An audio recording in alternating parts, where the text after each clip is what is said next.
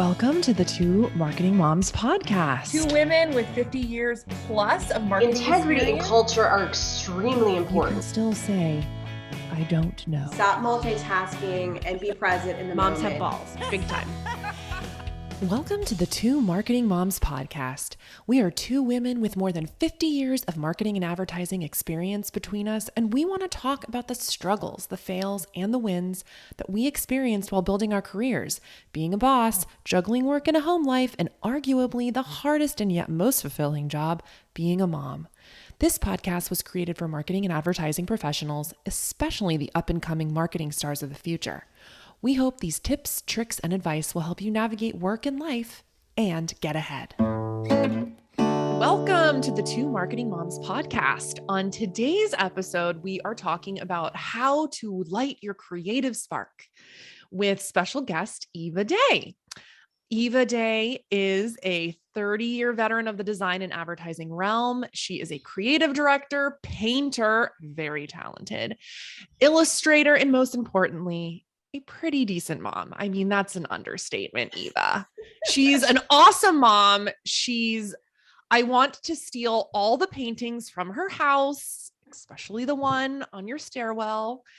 And she did our Two Marketing Moms branding, which we love and represents Kelly and I very well. It certainly does. So welcome, Eva. Thank you. Thanks for coming, Eva. We really appreciate you taking time out of your very busy day.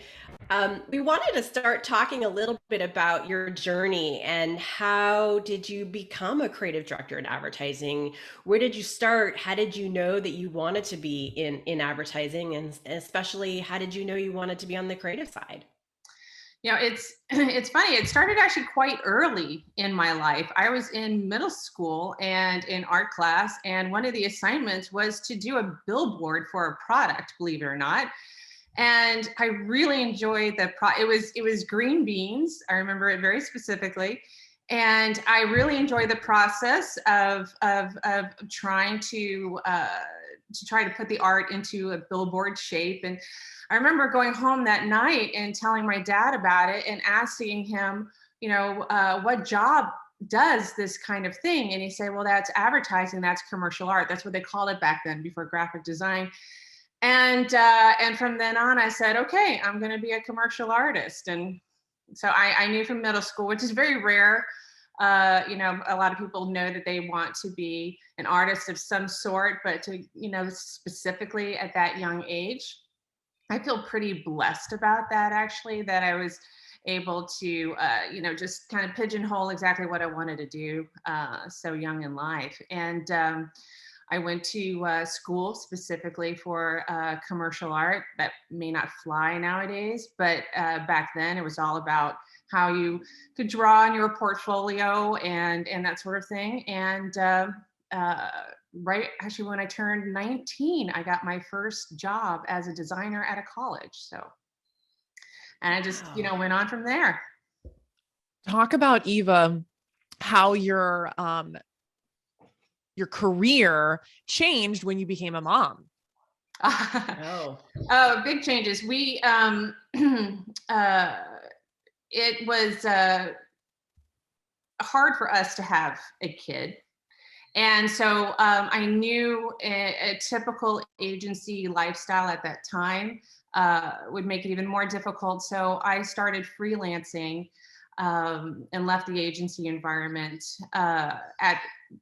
when we had our son, so I could be home for him. But then you're trying to work while a toddler's running around your house, and that made it, quite challenging. And then as he got older, he's 15 now, I was able, 6 years ago, go back to regular agency work. But so for a time I was freelancing, and mostly freelancing for other agencies.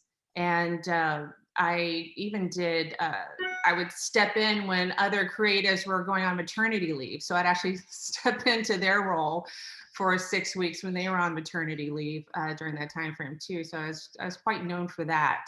Actually, I got passed around as maternity leave.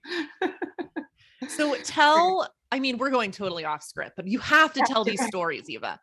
Tell everyone how like you, or that cool thing you did to get more business, which ended up where you and I eventually met and became soul sisters.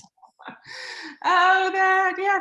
So, poor thing to know is my husband's was in the Navy. He's retired now, but he was in the Navy. We moved around every couple of years. So every time we moved, I didn't have like I had a new base that I had to go out and reach to.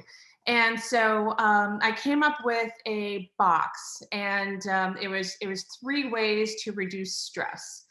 And inside of the box was 3 smaller boxes numbered with, it was I spent a lot of time on it. And the first box was chocolate, and it said, sometimes reducing stress helps when you eat something sweet. And then the second box was a toy. And the other way to get creative was to just open your mind and do something fun. It was a little handheld toy. And then the third box was a Starbucks gift card, and it was to meet me for coffee and let me tell you how I could make your life a little easier. And so I took these boxes and took them to different creative directors in the city. And interestingly enough, Williams Whittle, where Julia worked, was not one of them. But the creative director at the time, Rich, he needed some help, and he called a creative director friend who had kept this box for a year and gave him my information, and then just started from there. So I actually met Julia about 15 years ago after that little box capade. So did you know this, Kelly? No, I've never heard that story. That's a fantastic story, and I want a box, frankly. Listen, I bet Eva has given you tons of boxes, or boxes, quote unquote, in terms of all the amazing comps she puts together. That's true. She does give me a box daily, a box of creativity. I wish I had saved one. I didn't make an extra one for me just to have to look at and to remember. So, and that's back before I had a smartphone, so I didn't even take a picture of it. So I have nothing, but I do have the old art files. So of the logos and the artwork that I made of it. I have that, but I wish I had the actual box. I've got very lazy over the years, trying to saving work and stuff that I had done, the actual printed pieces. So but I do have some of the really old stuff, which I entertained Kelly with recently. Some of my design pieces I had ever done. And old photos too. Yes. Which are awesome. Well, let's dig in to talk a little bit about creativity and sparking creativity, because we've had a lot of new projects coming in lately where we've had to kind of generate some new excitement, and we've got a new one coming very, very soon, or a couple new ones. And I wanted just to ask you, how do you get yourself in the right state of mind to start a new project? After we have had a briefing session, you know what the assignment is, you know what the creative brief is, where does your mind go? Where do you start? Well, that's actually, there's a lot of different ways to do it, and it can be quite challenging, especially when you're working with the same client year after year after year. So you know them very well, which is very helpful. But then at the same time, you've already been coming up with ideas for that client over and over and over again, and to be able to try to come up with something brand new can really put you in kind of a creative block kind of situation, because you kind of get weighed down with what you have done before. And so one of the first things that I do is I find my happy place. And for some people, it would be maybe someplace away from work or someplace else in their house. Some people can really thrive when they're in someplace really busy, like a Starbucks. It's almost like the white noise drowns out anything else. And some people need to be in a place of real zen, maybe sitting on a couch with their dog if they have one, and snuggling or whatever. But whatever that place is, whether or not it's a physical place or a place in your mind, you have to get there first. So it's almost a physical situation. And sometimes the worst place I can be is in front of my computer. I agree with that. I don't know if you do, Julia, but I don't get most of my ideas don't come while I'm sitting there at my desk. It's when I'm working on it in my head afterwards. And for me, those ideas come at night, like after 10 p.m. And so I'm always jotting them down, or grabbing my phone and writing them down in the middle of the night because that's when they come to me. But Eva, you have a special place where your ideas mostly come from. I do. It's my shower, and I'm really glad to admit that for the internet to know. But yes. Well, mine is running. I have to be running for about 30 minutes to clear my mind. Okay. Just eliminate all of the voices. And then 30 minutes in, I reach this point where I have clarity. And then I get all these amazing ideas. And then I have to stop and I use the record app and I just walk and talk my ideas to capture it. See, 30 minutes into a run, I'd be unconscious on the ground, hyperventilating, so that doesn't quite work for me. I looked into the shower idea, and I read that a cognitive scientist named Scott Barry Kaufman did a study that concluded that 72% of people get creative ideas in the shower. So you're not alone. I'm not alone. It's I think it's the rhythmic feeling of the warm water hitting your back or your head, or it just you have this private moment. People tend to leave you alone unless you have small children.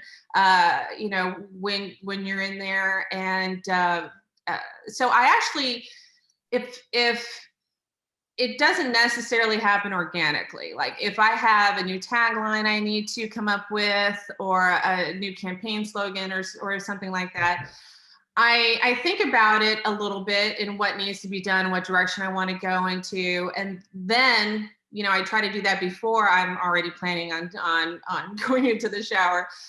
And then I just kind of let it ruminate while I'm in there. And usually something comes out of it. The only challenge is just, you have to hold on to it long enough until you grab a towel and you can write it down. Yes. There's been a few situations where it went just like that, and I had to try to remember it afterwards. But yeah, it's a good spot, and I'm really glad to share that with everybody. But yeah, it's the shower. Well, 72% doesn't lie. You're not alone. It's wherever where you feel like you can relax and open your mind. And so what's important is that can happen anywhere for anybody. So keeping something around in places that you're at, that you can jot stuff down. And I know everybody works on smartphones nowadays and types that in smartphone, which is great, but for me, nothing beats just like doing a quick sketch on paper. There's a tactile response of writing something on paper that makes a big difference. In fact, I have small sheets all the time, and I just constantly sketching on them, old printouts or whatever, and even if it has nothing to do with what I'm working on, it will inspire me when I just start sketching stuff out. So from there, how long does it take you to feel like you really generally have some clear concepts? I mean, obviously it varies depending upon the concept, but do you go for quantity and then focus on the best out of that, or how do you kind of hone them down based on what you've come up with? Historically, clients usually like to see a lot of ideas for some reason. I would say about 80%, almost 80% of the time, my first one or two ideas are the ones that are taken, are the ones that the client loves the best, are the ones that we love the best, it's usually the first couple logos I do are the ones that are chosen, no matter in what order I present them to the client. I don't know why necessarily that is, but so then after that, then I'm kind of, so the quality seems to come first, and then there's this perception of quantity that you feel like, the clients may not feel like that they've gotten their money's worth if they don't see a certain amount.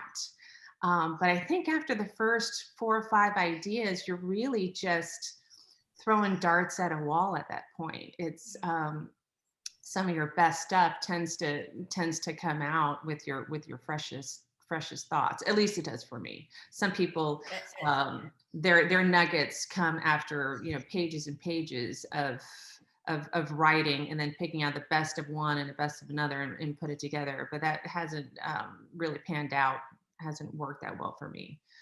So I feel like for And then you have writing, the account people like me adding in, well, what if you did this? And what if you tried this?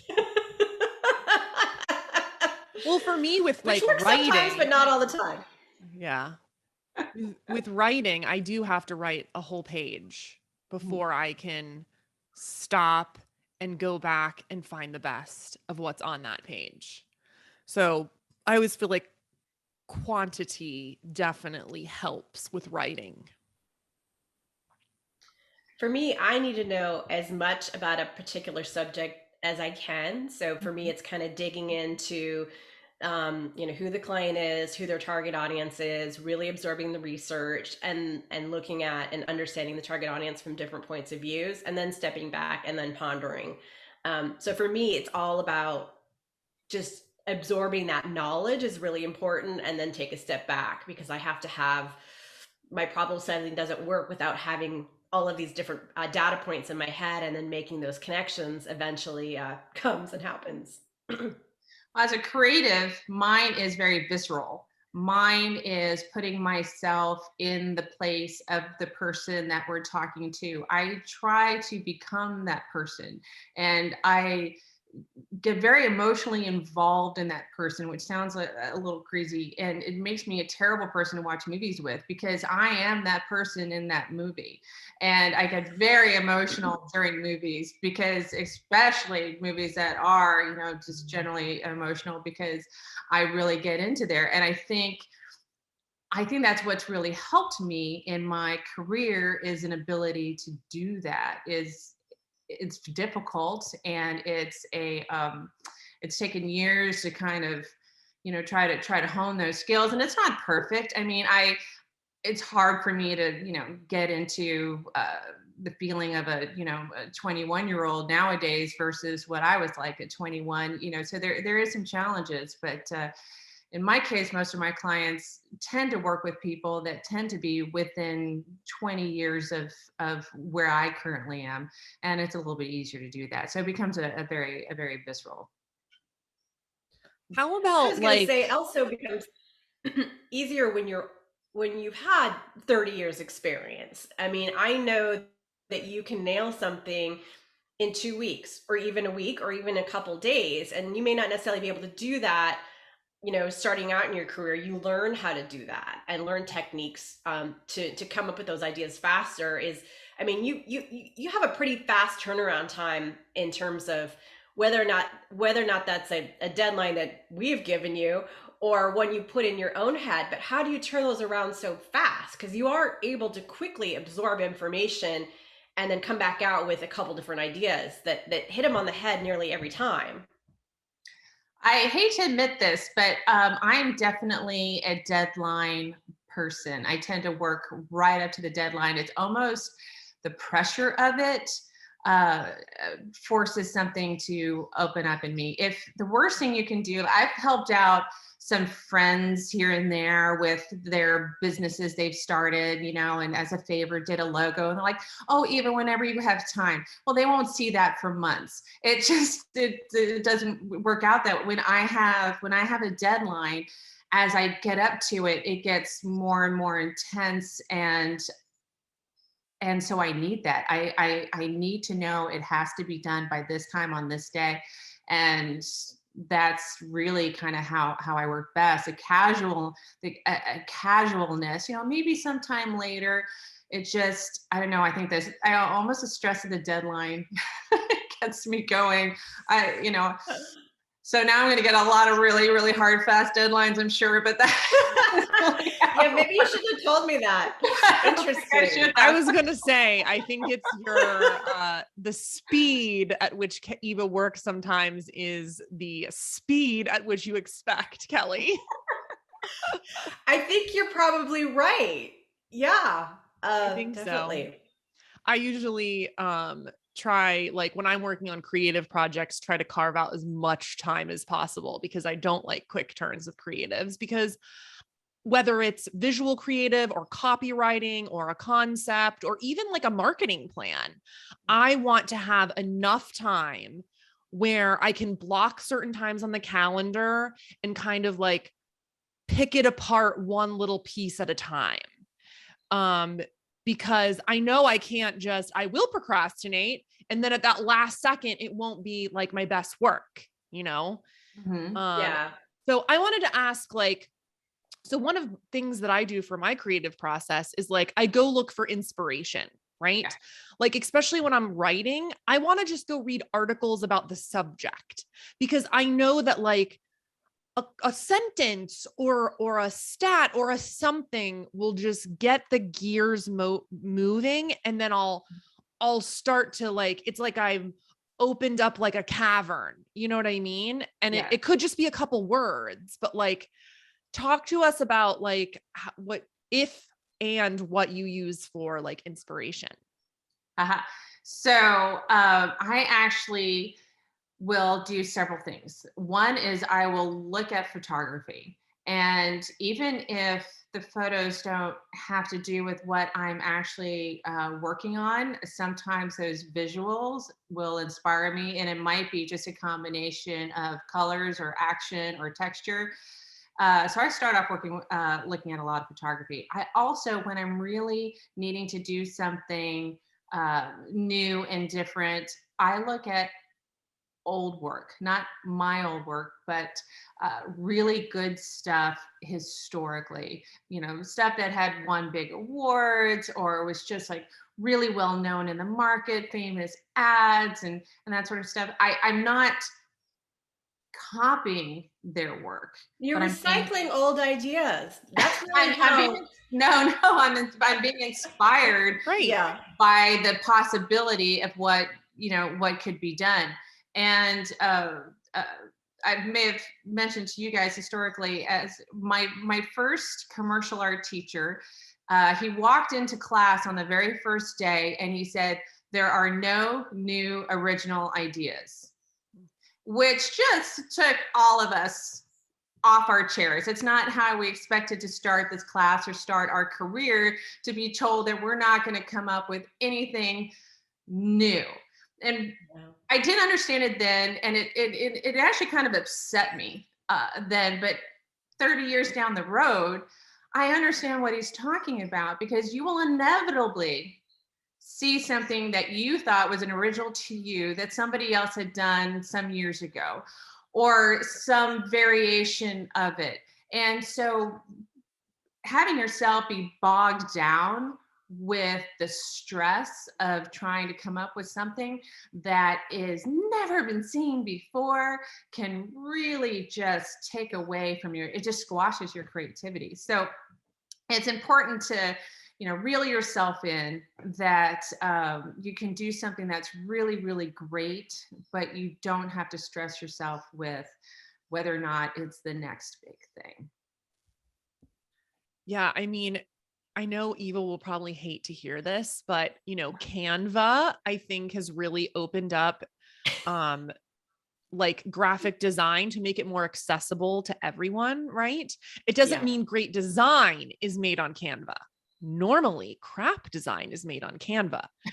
But what I do love about Canva is that there's so many templates. You can just put in a keyword and visually I will get some inspiration. Like if someone used like a scripty font, or if someone used a different color palette, like a certain color palette, I'll be like, oh, okay.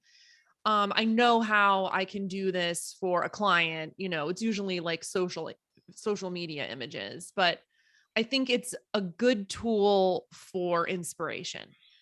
I'm gonna interrupt here, because Eva and I have had multiple conversations about Canva, not just Eva and I, but other art directors. And if you're a traditional art director that was born and bred, through the additional Adobe suite, you will stay in the Adobe suite. You will have a hard time moving into Canva. And so most of the art directors, creative directors that have started that way are really against moving into Canva. I mean, like adamantly opposed. Do you want to give your 2 cents on this, Eva?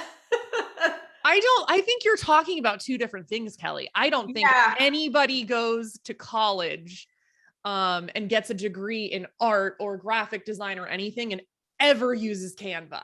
That it's just not that. You're talking about two different things, I think. Yeah, it's seeing templates for things and getting inspiration by them, that's fantastic. Whatever gets you going. And I can't say that I've never been inspired by seeing templates, especially when I've been searching out like web templates for clients that they can use. And there's some really good design out there. As far as I started before the computer. I was doing everything on boards, so it's so learning new programs and that sort of thing, that as a tool is one thing, but what Kelly's talking about is the fact that traditional art directors, senior art directors and creative directors, they see the public's use of Canva as stealing from, taking away some work that they would have had otherwise. It's kind of the what stock photography, did to the advertising photographer. And that's the controversy of that. The idea that anyone can design anything, right? Yeah, and then so they have the tools. Yeah, and people starting to devalue what it is that we bring to it, and so that's a little difficult thing for those of us in the business to swallow. I think it's incumbent upon us from the agency side, people that are account managers, to understand the levels of design. And I know we're going down like a little rabbit hole that I just opened up, but I would never do a real creative project for a client in Canva. I go to creative directors. I even work with a creative director who's very young. She's like 25 and so good. And she's like, Canva, are you kidding me? No, I'll give you a PDF of my concepts and you can rebuild them in Canva. So like, I think of it in kind of tiered ways of selling the creative. And so if anyone is out there selling Canva designs as, the next leader of the McDonald's account creative, I am sorry to tell you it's not going to happen. Well, which kind of leads us to the next kind of iteration of this, which is, what is your favorite thing to work on? I mean, I know the answer to this question, but is it TV? Is it radio? Is it print? Is it digital, social? Well, Kelly knows my favorite thing is logos. Logos are my favorite because they are just the purity of an organization or a business. It is what, it is their first vision of their branding, really. And so I do have a passion for making the perfect logo that inspires and somebody can build on and they keep it forever.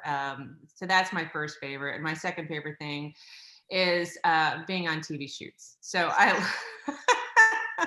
love TV shoots. They're very few and far between. So it might be part of the fact that they are, a rarity. They are the diamond that we don't get to have that frequently.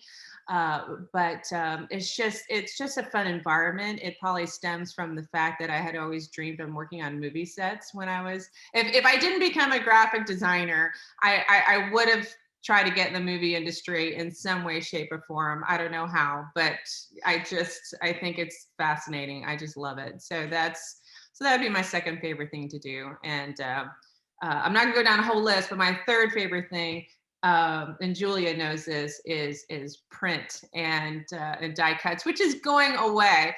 but I still love me a very creative folded piece with tactile paper and doing things that you wouldn't expect it to do. And it's like a puzzle, just trying to, how are you going to make it work for the budget, for the client, for the end user, and putting all those puzzle pieces together is, I find that very fascinating and very engaging. I don't think it's going away, Eva. I think that the talent of people that can do those types of things is waning, It's right? true. Because the hunger for more graphic design and animation and videos is kind of taken over. But I mean, you're a genius at it. Yeah, I've been called the die cut queen for like 20 years now. Definitely. Definitely. Okay, let's talk about some of your other like hot tips, Eva. I love this one. No one is going to die. Yeah, that's probably one of my favorite ones. We take ourselves too seriously, and even though our clients might be curing cancer or trying to, we're not.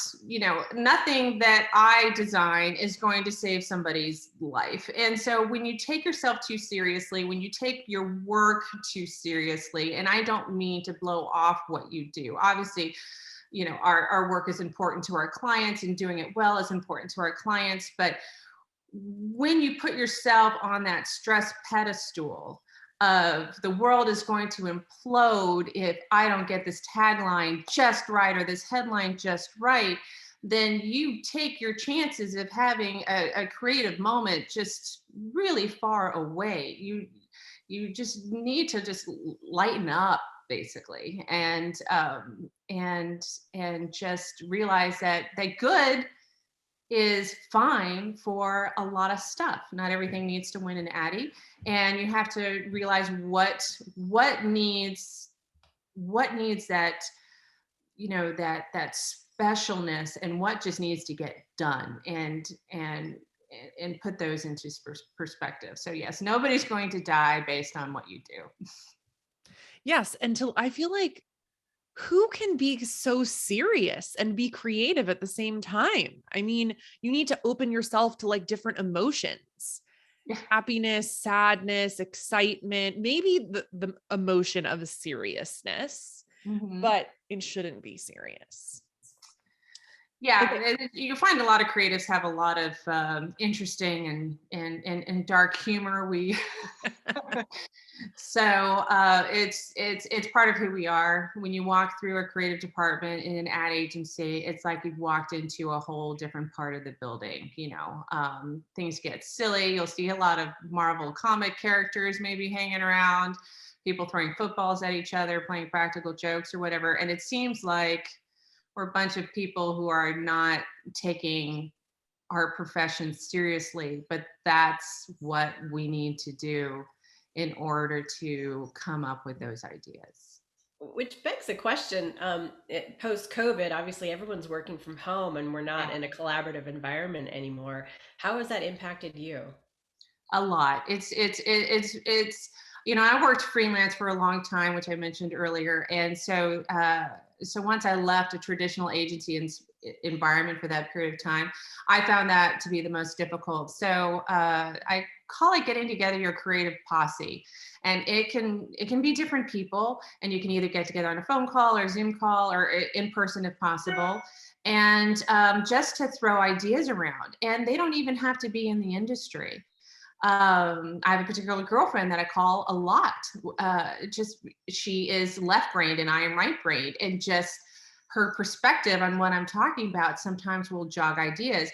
And that whole thought process of no idea is a bad idea. Anything, no matter how ridiculous it is or crazy it is or stupid it seems to be, write it down. Worst case scenario, you will have at least marked off the directions that you do not want to head in and narrowed your focus. And that's the worst case scenario. And generally out of that, even if it's hours later, something will click from it that will inspire you to do what it is that you need to do. So I have different people for different things. And, Kelly and I have had our moments, and we don't necessarily agree, but I think it's that times that we don't agree, some of our best work has come out of that. It's really true. A lot of that back and forth. And thank you for saying that. Because we don't always agree. And I definitely push Eva in certain directions, because I am, all account people to some extent are wannabe creatives, right? And so you have, okay, well, what if you did this? And she'll step away and ponder it and surprise me a lot of times. Well, maybe, say that's a crap idea initially, but then later might think, okay, well, maybe that's workable. Not always. Sometimes it's a crap idea. Yeah, I mean, I've worked with you both for different things, and you work completely differently. You both have different working styles, and I've had to adjust to them, but they've both inspired me in different ways, and done it in different ways. So it's really, really interesting, and it's fun. The difference is fun. I was going to say, I never argue with you, Eva. So we have a different. So it's just me. It's just our personalities. And weirdly enough, Kelly and I have very similar personalities, but we do have some work styles that here and there are very different. That's true. So, well, I love the creative posse idea. I feel like one of the things that I love doing is just picking the client's brain, like what I call like off the record. Like, we're not on the record. Like, let me just pummel you with questions that are just going down a really easy path, not necessarily focused on the exact topic for the creative, and let their creativeness come out, so that I can pull all of those things out. And that way, if we incorporate those into the final product, they just feel more heard. They relate to it more. It helps. I also, like Eva, love talking to random people that don't have anything to do with what I'm doing about different subjects. They probably think I'm a total weirdo for doing it. But it's because I like to listen to other people's perspectives, because you're right, it could definitely spark some creativity. Yeah, and bring up a point that you may have not considered, which could really change things. Totally. Yeah. All right. So as we wrap up, what is your last piece of advice for getting that creative spark, Eva? Well, there's actually two. Okay, go. Two more. Okay. So two more. One is to get out in nature. And the reason is because nothing is more perfection than nature itself. You can get inspired by textures and colors of what nature's put together, but also even architecture. I have looked up close to a dragonfly wing, like on the screen, and the pattern is actually quite incredible. Spider web with dew on it can be quite fascinating if you take the time to look at small things and how they fit together. I'll even use my old iPhone and take pictures of it and blow it up, and that can really inspire something new. And I've actually created designs based on things that I've seen in nature. So that's one. And plus, I mean, stop and smell the roses. That phrase didn't come out of nothing. There's a reason why that phrase exists, and people, have said it for many, many years, is to take that time out. And it's just really important. So my other thing that people wouldn't think about is to go and do a good deed. And that sounds kind of nutty, but like, go outside, help your neighbors get their trash cans in, go to the grocery store, tell the lady in front of you that she looks really nice in that color on her blouse. It looks really lovely on her. The smile that you get and that thank you, one, you've made her day better, and that's always a good thing. Maybe she'll pass it on and make the world just a little better place.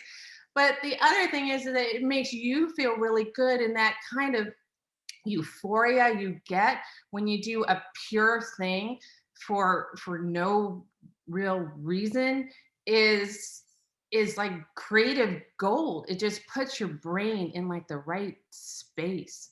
And I can be quite the introvert when it comes to strangers, and it's very hard for me to do. And I've been training myself these last few years to make a point to find somebody during the day to say something to them. Like just the other day at the gym, I told a lady, I'm like, I think you're adorable. And I know you're a mature woman and I shouldn't use the word adorable, but you're just really a lovely lady. And her face just changed. Like it just changed. And I was just like up the rest of the day because I told a lady she was adorable. So I really recommend it. If you're in a block, if you're in kind of a dark place, do something for somebody else. And especially if it's a stranger, just somebody you don't know. Love it. Yeah, that's my other creative inspiration. I love it. Well, thanks for getting together with us, Eva. I think we went over a lot of great tips for how to get your creative spark. Thank you so much. See you next Thanks for time. having me. It was really fun. We hope you enjoyed this episode. If you liked what you heard, please leave us a podcast review or send us a message at twomarketingmoms.com and subscribe wherever you get your podcasts. Until next time.